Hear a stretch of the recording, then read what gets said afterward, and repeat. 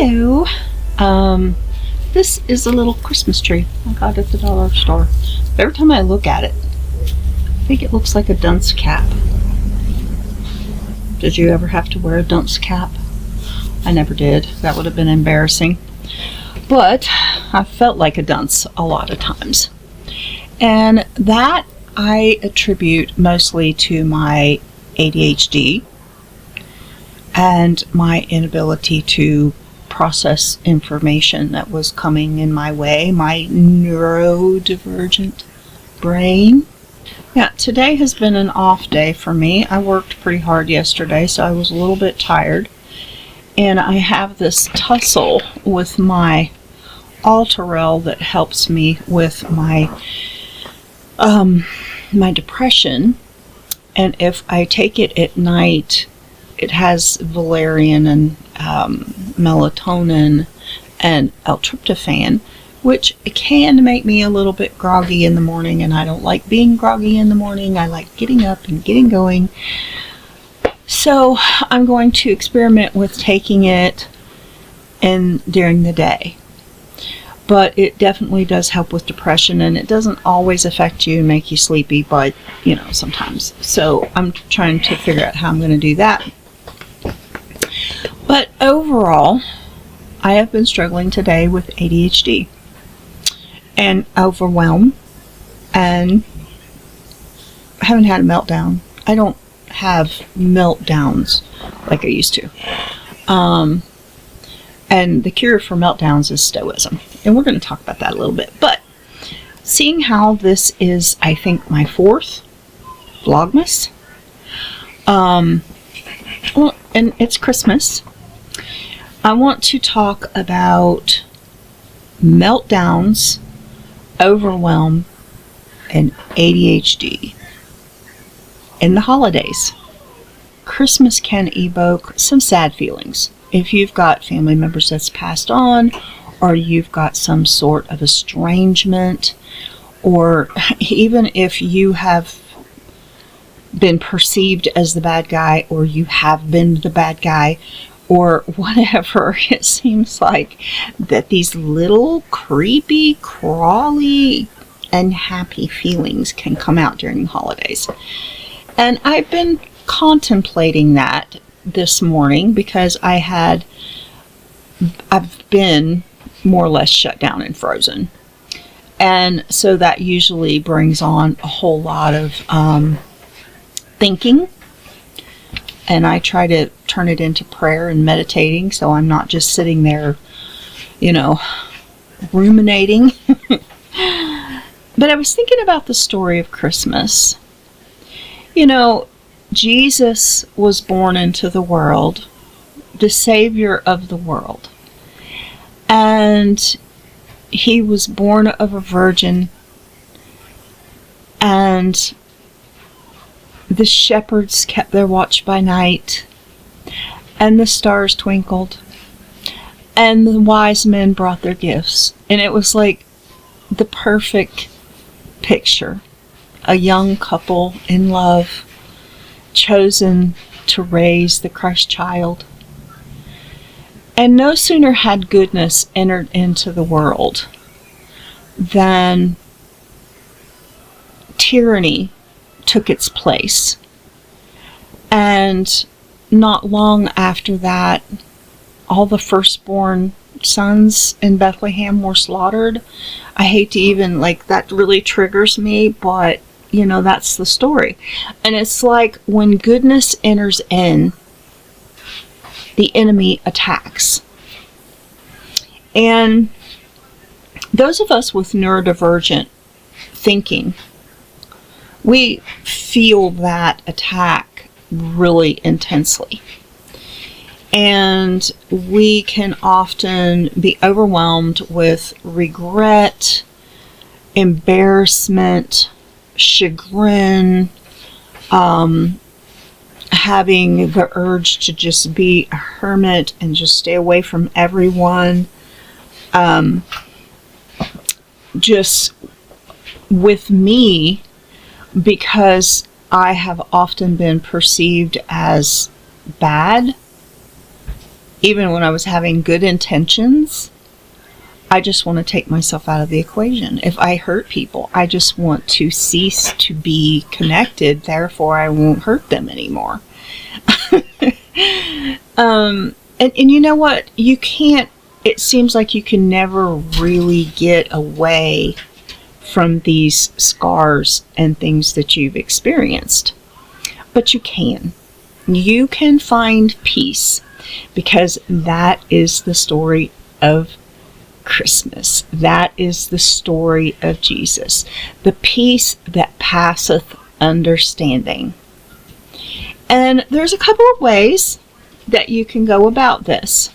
Because if you're neurodivergent, or you're highly sensitive, or you've got, ever have had any of the typical spectrum disorders, if you want to call them disorders, I happen to think that they're talents that haven't been cultivated.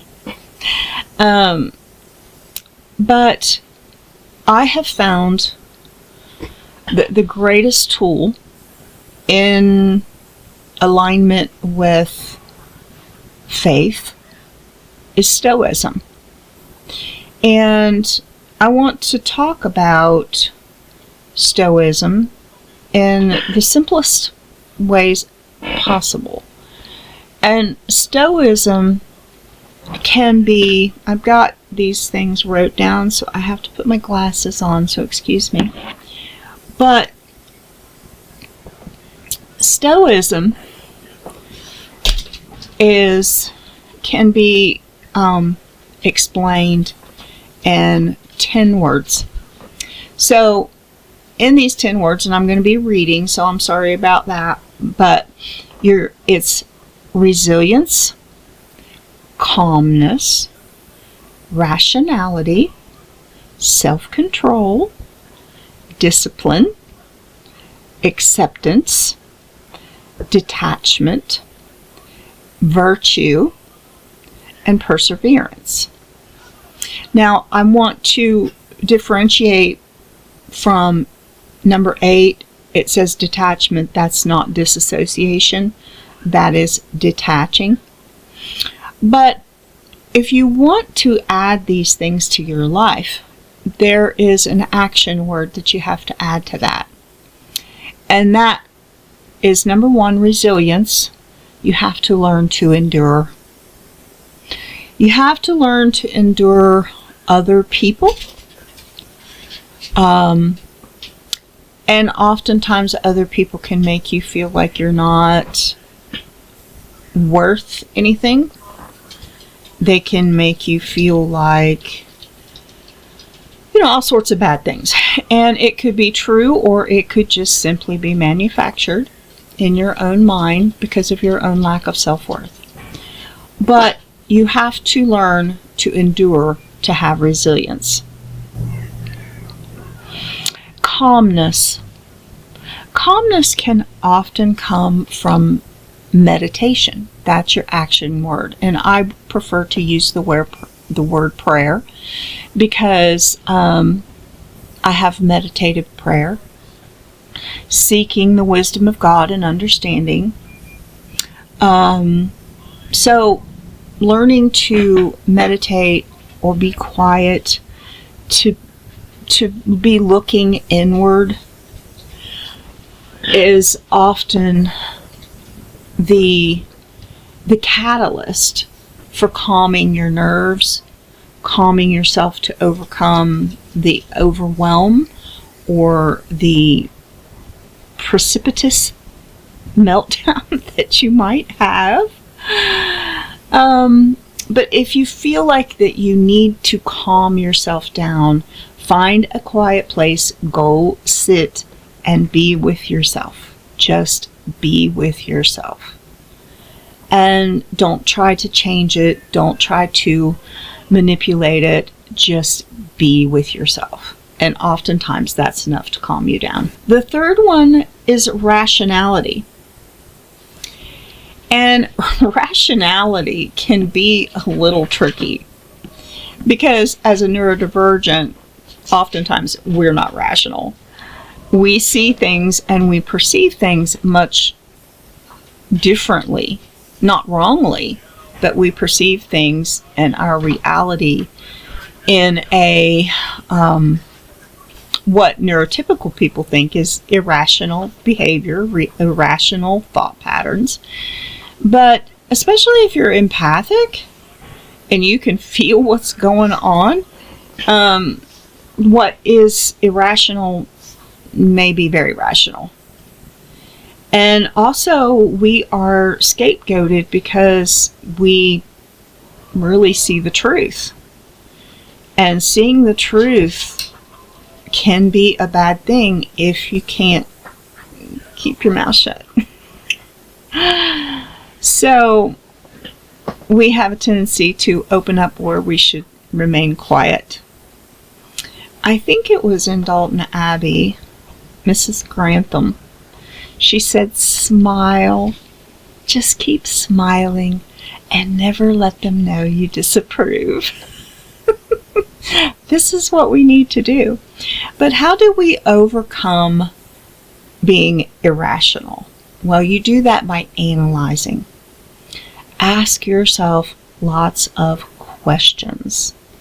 If a person is acting in a way that you don't trust them, or you feel like that they're out to get you, or they're baiting you, or, they're making you feel fearful, or making you feel like you're lesser than, analyze the situation. Why are you feeling that way? Is it truly their fault? Is it a misconception? Did you step out of line maybe a little bit because you were melting down? Analyze the situation to become more rational. And be honest in your analyzation. Don't tweak things in your own head to go, to lean heavy on your side. You have to learn to analyze with honesty.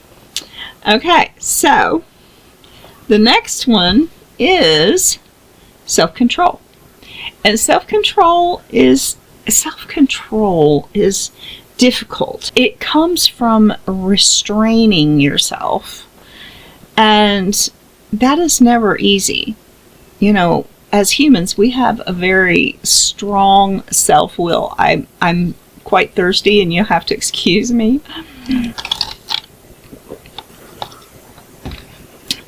But restraining yourself, well, it's easier to restrain yourself and grow in discipline if you weigh the pros and cons.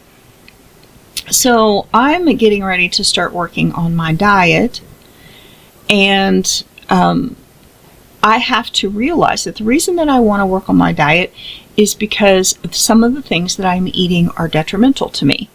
They make me feel bad. They make my life harder because they make me feel bad, and they probably will shorten my life ultimately if I don't get rid of some of the bad foods that I eat. So if you weigh the pros and cons, eating more vegetables will definitely add to my health. So weigh the pros and cons when you're restraining yourself, and try to really have a firm foundation on why you're restraining yourself. As a neurodivergent, if you've been talky and you have spoke out of turn, or you have had meltdowns and you've yelled at people or said things that were too harsh, this is a very strong indicator that you need to restrain from talking too much. So weigh the pros and cons as you restrain yourself and learn self-discipline. Then there is fortitude. And imagine fortitude is like a fort. It's fortified. If you have a fort, you are probably going to want to put a fence around it. This could also include some boundaries, maybe boundaries for yourself, boundaries for some other people. I have been the world's worst at trying to appease, trying to please. You could call me a people pleaser, I suppose. But I've always been trying to overcome that feeling of abandonment, neglect. I've always been trying to find that, that person that would be loyal to me.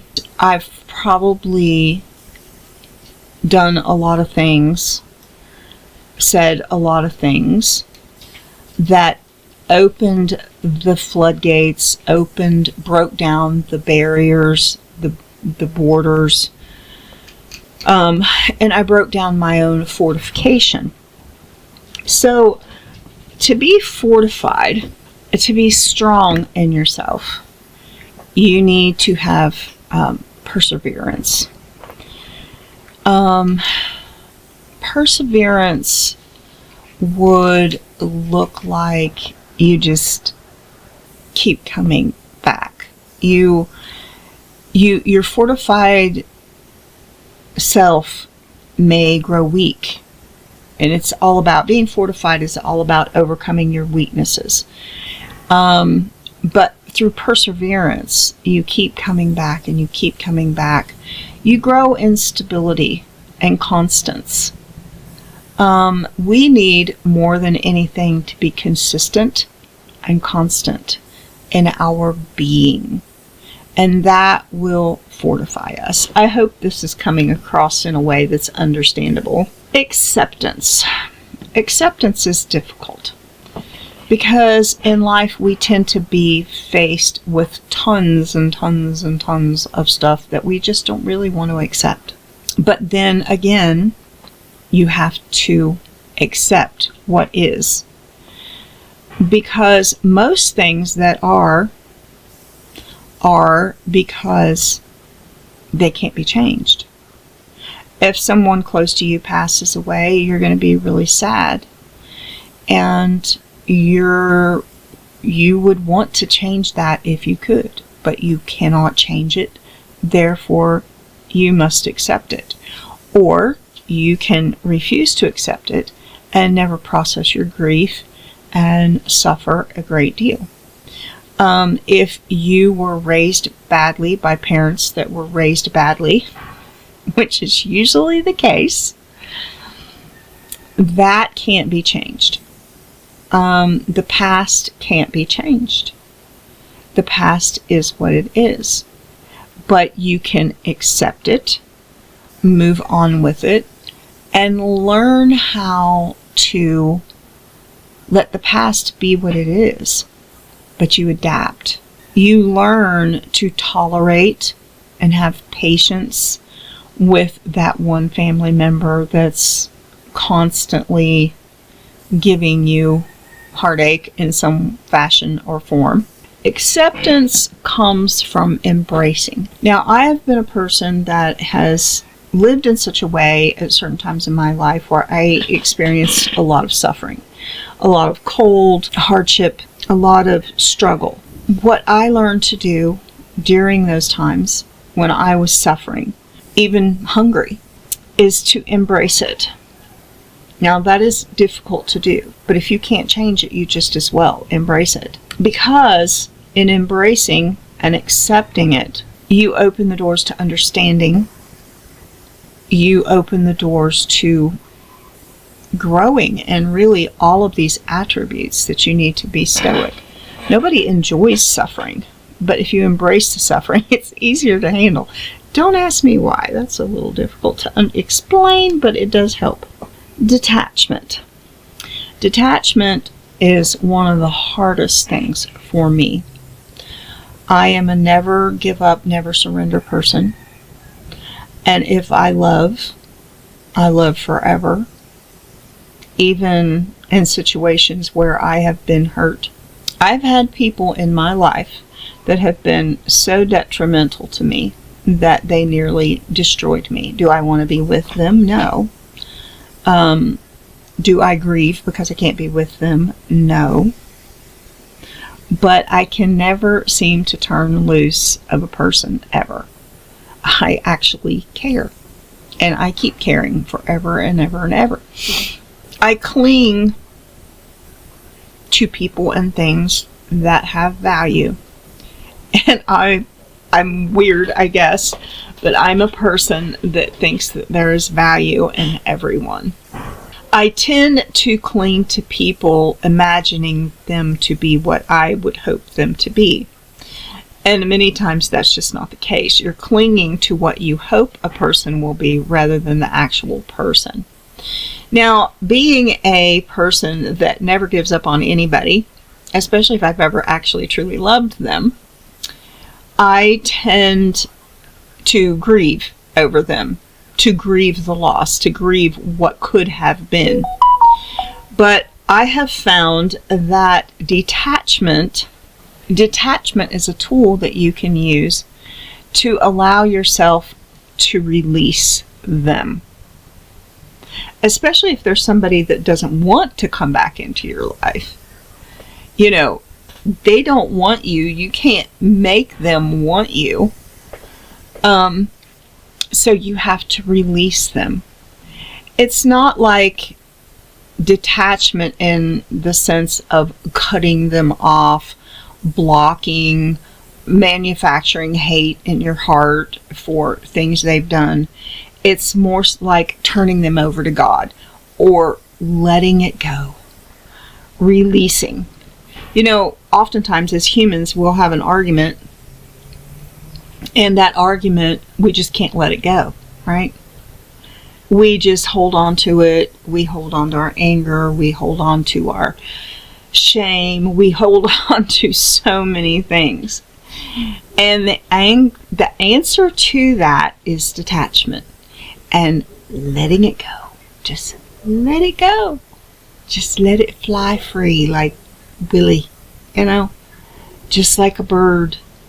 Let it fly. Let it go. It doesn't always release you from the pain and the anguish that you suffer.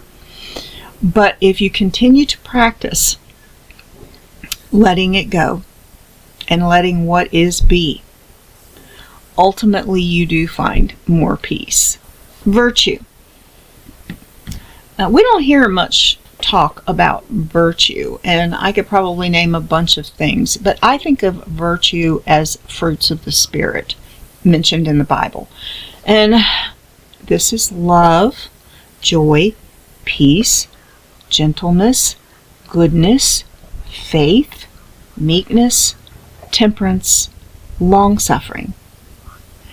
And virtues often come through suffering.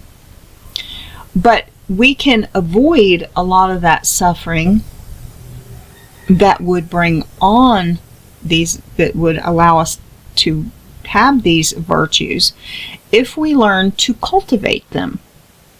So if you have a list of virtues, let's just say gentleness, because that's something that I have lacked and I'm working on it. You know, we have the misconception that everybody just knows what they should do, or they should figure it out, or they should be mentally, physically, emotionally mature enough to handle it. Well, that's just simply not the case. We go into this world of adulthood so unprepared to get these virtues that we need. And I'm going to continue to talk about gentleness. We have to cultivate it. And it's like planting a seed and letting the cabbage grow. So to plant a seed of gentleness, first you have to really embed it in your mind that gentleness is good. And besides, in this world, what goes around comes around. If you want gentleness, you have to give gentleness.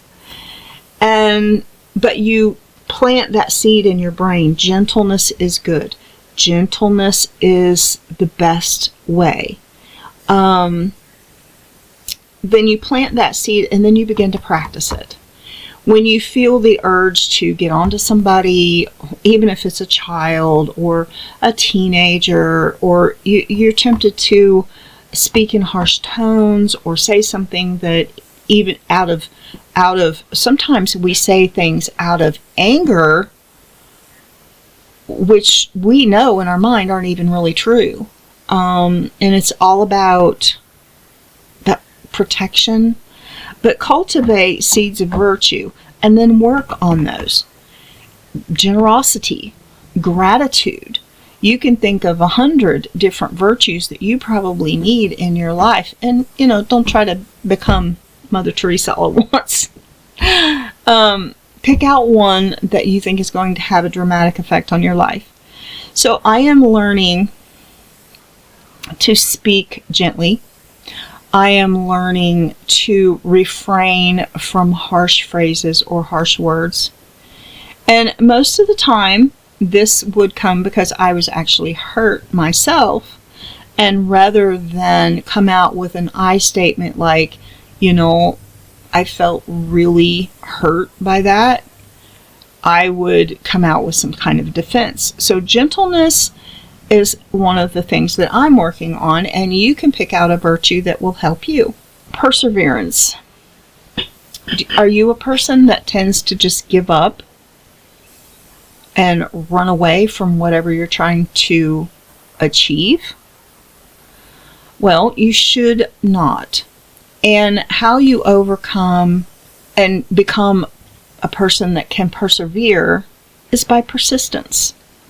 Just don't give up. Just keep coming back. And in the beginning of this channel, it was called the Phoenix. I may go back to that at some point. Because I have been a person that has been cut down, broke off, chewed up, spit out, and otherwise incinerated so many times. And some of it was my own doing, some of it was lack of, direction. It come from so many different ways. But the one thing that I have learned to do is persist and just keep coming back.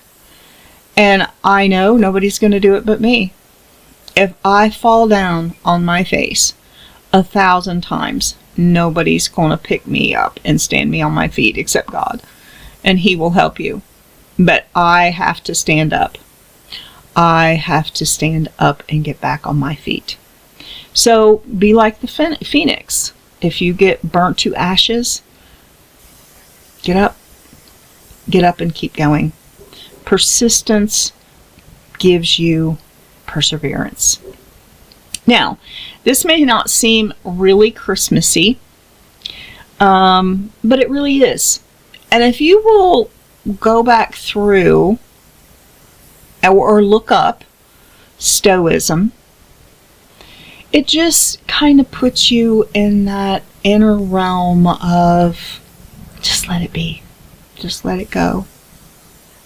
And it keeps you from extremes. It keeps you from being overwhelmed.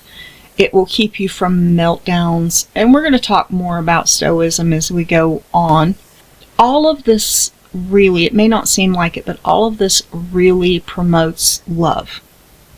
And especially in a time when we're thrown together with family that we might not particularly enjoy, or they could be difficult. You remember, they may be imperfect, but they're still yours. And throwing them away doesn't help the situation. So when you're thrown together with family that you may have had beef with, or that may be, disappointing to you in some way, just remember, it's like a car. It may have rust holes in it, but it's still your car. So take ownership of your life, your family, your rusty car, and make the best of it. But Stoicism will help you do that. And all of this stuff enhances love.